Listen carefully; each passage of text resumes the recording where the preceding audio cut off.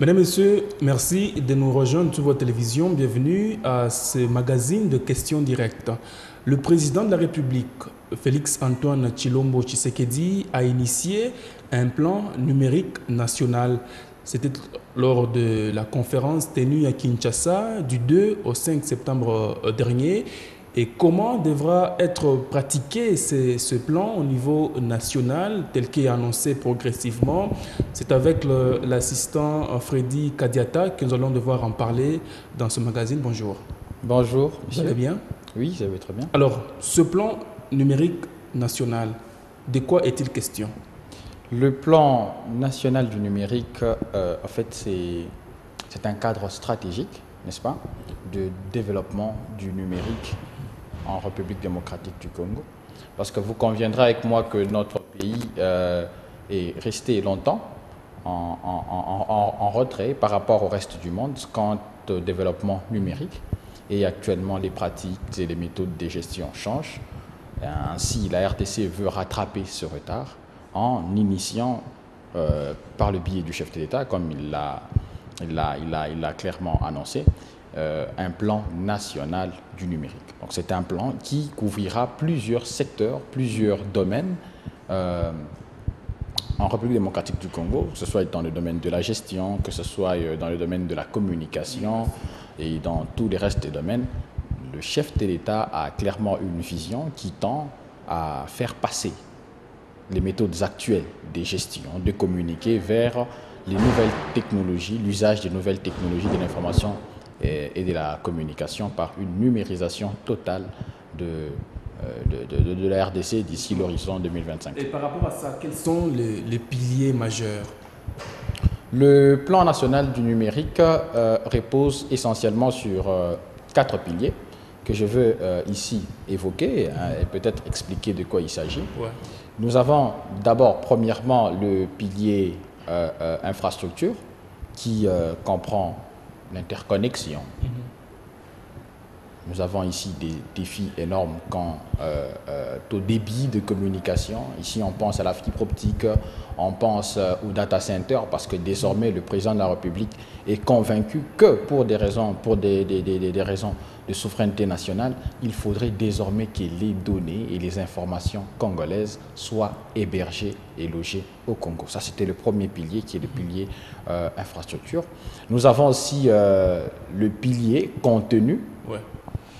Applicatif, c'est un peu un pilier qui traite plus des questions du génie logiciel. Ça veut dire qu'il faudrait que nous ayons des applications informatiques, des gestions des systèmes d'information et l'initiation à l'usage du numérique par nos populations. Parce que vous savez, en milieu urbain comme en milieu rural... C'est-à-dire vulgariser. Vulgariser, justement, c'est ça le deuxième pilier, le pilier contenu. Et nous avons aussi un pilier qui est le pilier que je viens de citer ici précédemment, le pilier usage applicatif, sur la vulgarisation. Nous avons aussi le pilier gouvernance. Le pilier gouvernance, pourquoi? Parce que jusqu'à présent, il y a un problème.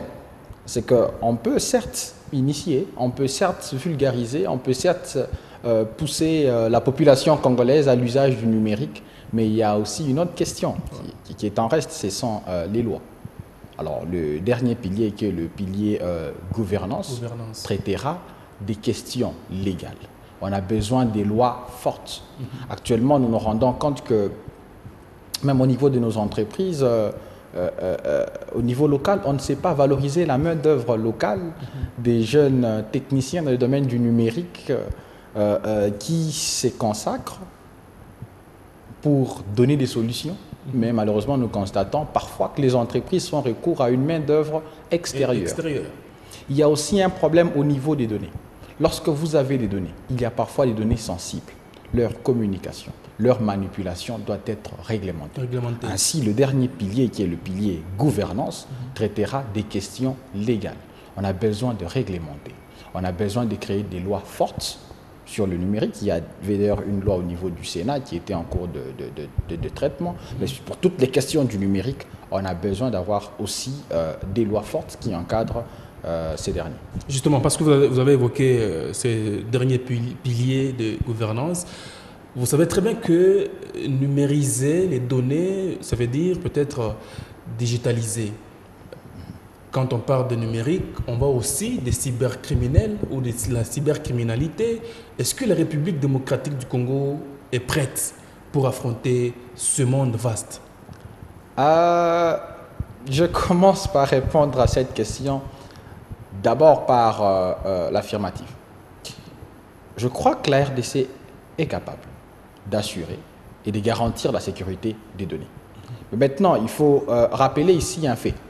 Dans le domaine du numérique, la sécurité zéro n'existe pas parce que même les grands pays, à l'intra de la Russie, de la Corée du Nord, des États-Unis, sont encore aujourd'hui victimes de la cybercriminalité et de toutes ces questions.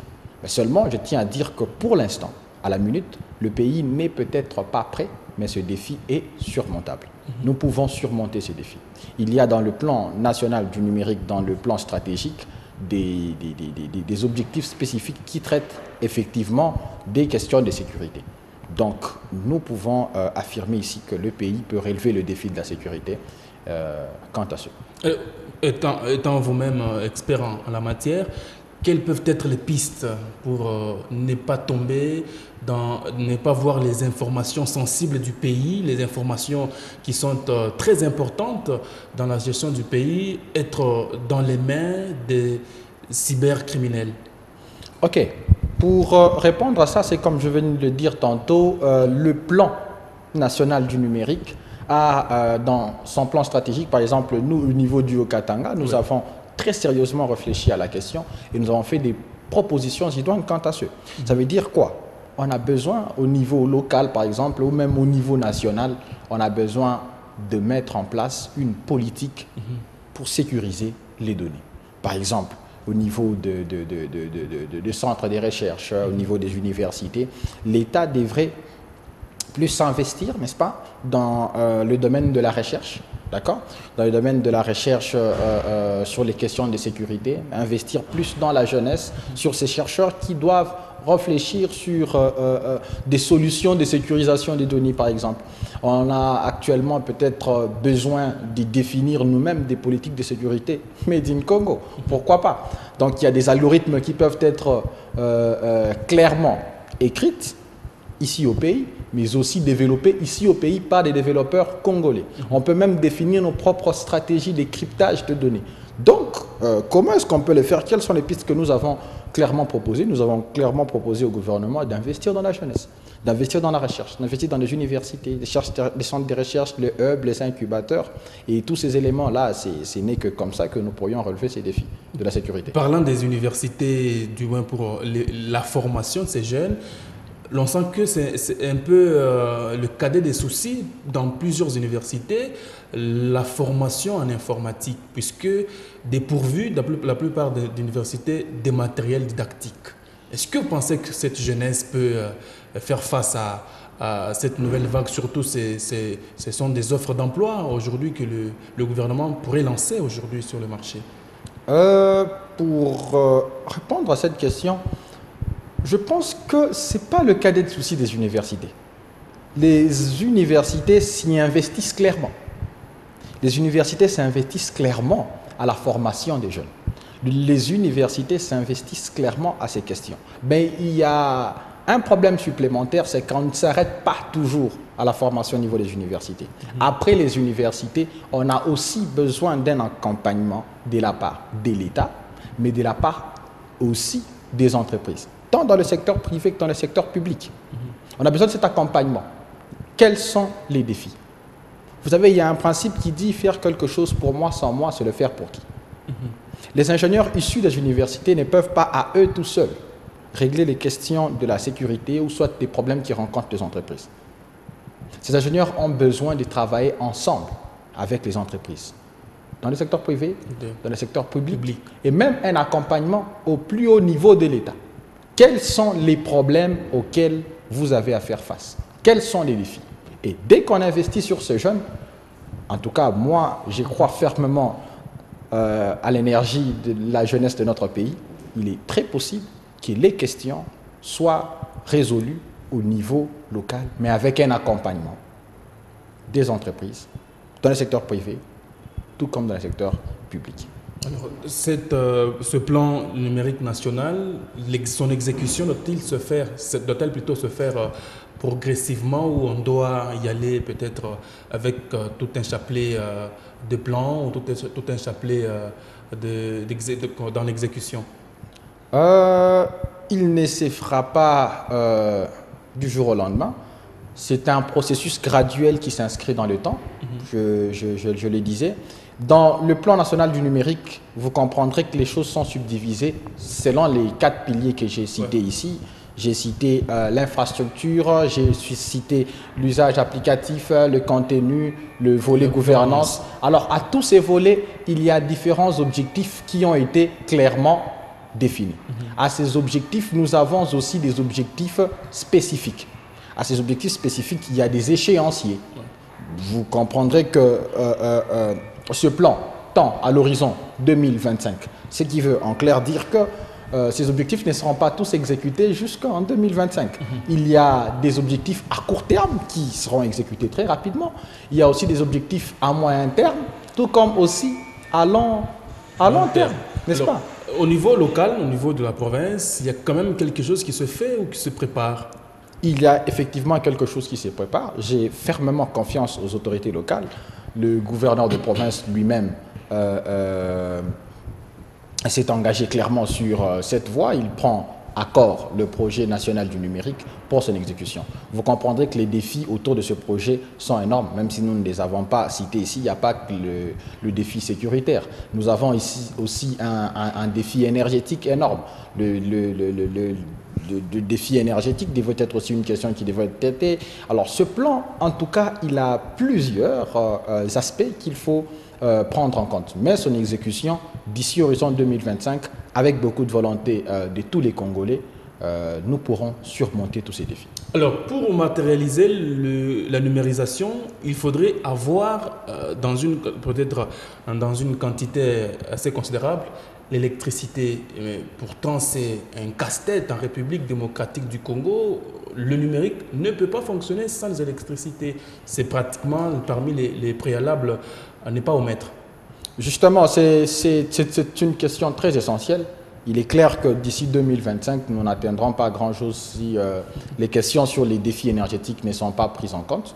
Nous n'atteindrons certainement pas grand-chose. Mais il est important de souligner ici que le chef de l'État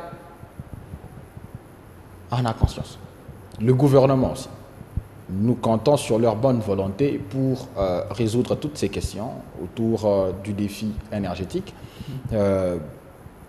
Les data centers, par exemple, consomment beaucoup en électricité. On aura besoin de l'électricité. Déjà que dans les ménages, il n'y en a pas assez. Ah oui, dans les ménages, il n'y en a pas assez. Ça, c'est une réalité, mais on fait avec.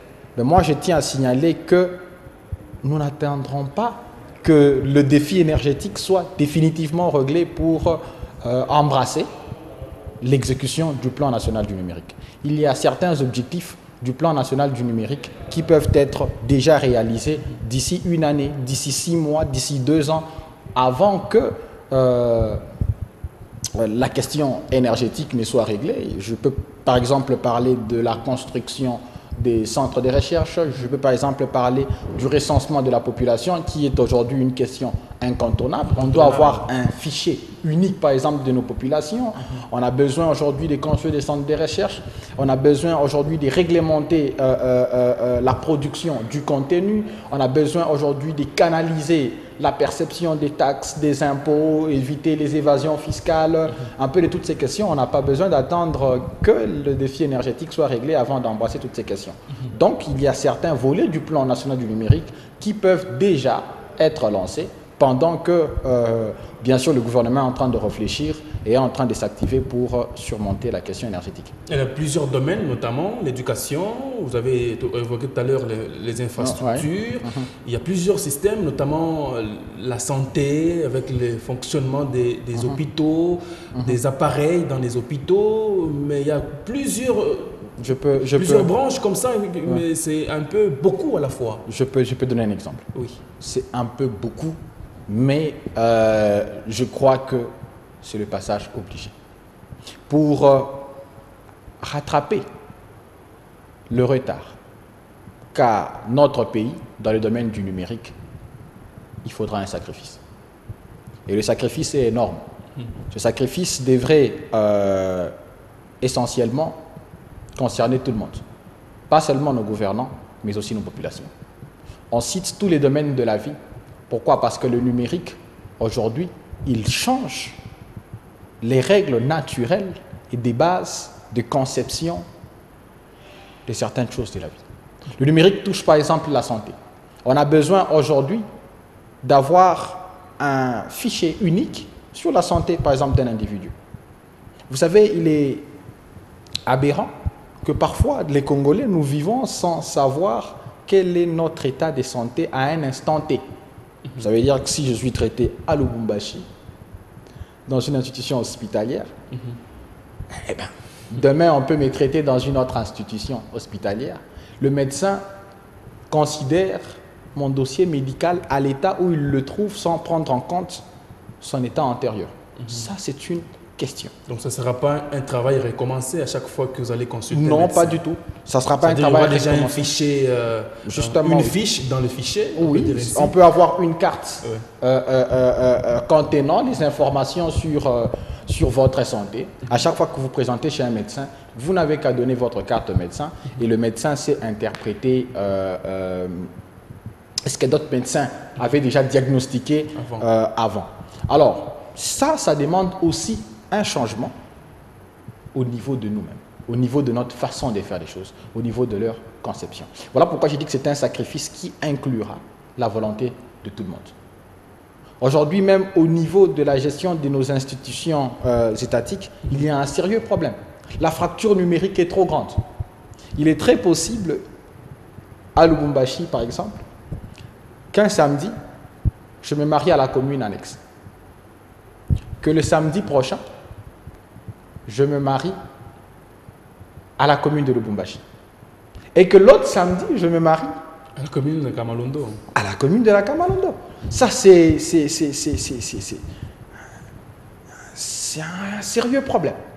Alors, il faut d'abord que nous arrivions à convaincre nos populations que cette façon de faire des choses est dépassée et qu'il faudrait que nous repensions les méthodes et les façons de réfléchir et de faire les choses. On a besoin peut-être d'avoir un fichier unique. On a besoin d'interconnecter toutes les communes. On a besoin d'avoir des fichiers uniques qui sont gérés au niveau de l'État. C'est-à-dire quand tu es marié à la commune annexe et que le samedi prochain tu vas te marier ailleurs, on sait te dire que, écoutez monsieur, on nous renseigne ici que vous êtes marié depuis le samedi passé à notre commune. Alors du coup, vous vous rendrez bien compte que nous pourrons optimiser, nous pourrons améliorer la façon d'archiver. Oui, par exemple, la mémoire continue, l'archivage. Donc, il y a toutes ces questions-là. Quand vous dites que vous ne trouvez pas que c'est un peu de trop et les aborder en même temps, moi, j'ai dit, la question revient d'abord au niveau de notre compréhension de la chose, au niveau d'abord de nos manières, au niveau d'abord de notre façon de faire les choses. Nous devons d'abord commencer par changer nos méthodes classiques de réflexion, nos méthodes classiques de gestion et tous ces éléments. À votre avis, comment la population accueillerait cette nouvelle ou cette nouvelle démarche dans la gestion de la chose publique? Optimiste de mon état, je pense que la population accueillera favorablement cette stratégie du plan national du numérique. Alors, les défis sont énormes, comme nous les avons su s'évoquer, mais seulement, on a besoin, avec un peu de volonté, on peut arriver à convaincre notre population que c'est la meilleure chose et que d'ici horizon 2025, on peut parvenir à de très bons résultats. On a besoin de canaliser les recettes de l'État. On a besoin de rationaliser les dépenses, leur suivi. On a besoin aussi, pour des raisons de souveraineté nationale, loger les informations congolaises au pays. C'est totalement inconcevable de comprendre que les dossiers, par exemple, de nos passeports, les dossiers sur les états financiers de notre pays, voire même des dossiers sur la sécurité nationale, qu'ils soient logés à l'extérieur. Ça, c'est une question fondamentale qui devrait trouver des réponses dans le plan national du numérique. Donc, la population sera complètement satisfaite. Moi, je suis optimiste. Ça combattrait aussi l'insécurité, cette numérisation. Exemple, la gestion des douanes, la gestion de la communication au sein de la police aussi, avec la population. Ce serait aussi un des remèdes pour réduire sensiblement ces taux d'insécurité dans notre pays. Justement, le plan national du numérique a des objectifs spécifiques, voire même des objectifs, je ne saurais pas trop l'évoquer de manière claire, mais je crois qu'il y a un objectif général qui traite de ces questions. Les questions d'insécurité actuellement, on ne sait même pas d'abord quelles sont les données de la population. Parfois, lorsque vous arrivez dans un quartier et qu'on vous décrit les cambrioleurs, la police prend bonne note. On va dans un autre quartier, on vous décrit ces cambrioleurs, la police prend bonne note. Mais on ne sait même pas où les retrouver. Pourquoi? Parce que le fichier de nos populations n'a pas été numérisé. Maintenant, si ce fichier est numérisé, avec empreinte. Avec empreinte, il n'y a pas que ça. Actuellement, il y a des algorithmes d'intelligence artificielle qui permettent de faire une reconnaissance faciale, une reconstitution de la morphologie d'un individu à partir d'une description faite par des témoins ayant assisté à une scène de crime, par exemple. Il est très possible de reconstituer l'image et que la police se dise à peu près à quoi pourrait ressembler l'individu. À part ça, il y a aussi... pour des raisons de traçabilité, je sais quand même qu'ici, on aborde plus les questions de mobilité de nos forces de l'ordre, mais nos forces de l'ordre aussi souffrent d'un élément. On ne sait même pas qui est qui habite où. On peut déménager quand on en a envie, on va... justement, il y a la liberté de circulation, il y a la liberté, on peut habiter partout là qu'on veut, mais seulement avec le plan de numérisation, il est possible que lorsqu'on se déplace d'un endroit X à un endroit Y à travers le pays, que les forces de sécurité, les agences de sécurité, que ce soit la Direction générale des migrations, que ce soit la police nationale congolaise, que ce soit l'Agence nationale des renseignements, que ces services de sécurité soient à un instant donné au courant, n'est-ce pas, des informations et des données sur les populations, parce que le fichier a été, par exemple, numérisé. Ça peut réduire et résorber le problème d'insécurité sur la ville. Vous-même, vous êtes expert en la matière. En termes de conclusion, qu'est-ce qui doit être maintenant fait sur le terrain pour vulgariser, répandre ce message, répandre cette vision du gouvernement pour les bas peuples, par exemple, ou la population de manière générale? Pour la population, de manière générale, il y a d'abord une question d'intérêt. Parce que je vous ai dit ici que le plan national du numérique traitait de beaucoup de questions à la fois. Pour vulgariser, on a besoin de suivre le plan stratégique. Il y a un plan stratégique que, je pense bien, chaque gouvernement provincial devrait posséder. Je parle du cas de ma province, qui est le Haut-Katanga. Je pense qu'en suivant le plan national du numérique, ça veut dire, en suivant, je voudrais dire, du plan stratégique, il est possible de vulgariser au niveau du petit peuple. Ça veut dire quoi? On a besoin d'utiliser les médias, comme vous êtes, pour véhiculer et expliquer clairement à notre population qu'est-ce qu'on veut faire pour eux. Il y a aussi un autre élément, les réseaux sociaux. C'est aussi un moteur. Certes, nous avons un déficit énorme quant à l'accès aux réseaux sociaux dans le milieu rural et puis tous ces éléments-là. On a besoin de vulgariser en passant par les réseaux sociaux. On a besoin d'avoir des relais communautaires. Au niveau, je ne sais pas, des administrateurs des territoires, le gouvernement provincial devrait définir des politiques claires, n'est-ce pas, pour vulgariser le plan national du numérique. Mais attention, comme je le disais ici il y a un instant, c'est en définissant les intérêts. Le plan national du numérique traite de plusieurs questions. Vous n'irez pas voir un agriculteur et aller lui parler, je ne sais pas, des questions du numérique qui ne concernent pas son quotidien. Ça devient simplement absurde. Il y a des questions dans le plan national du numérique qui traitent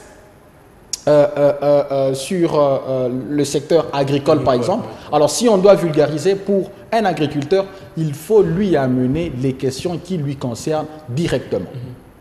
Donc à chacun son domaine. Justement, oui. Pour être beaucoup plus efficace sur le terrain. Justement, oui. D'accord, c'est par ici que nous allons terminer. Merci de répondre à nos questions directes. Merci, c'est moi qui vous remercie aussi.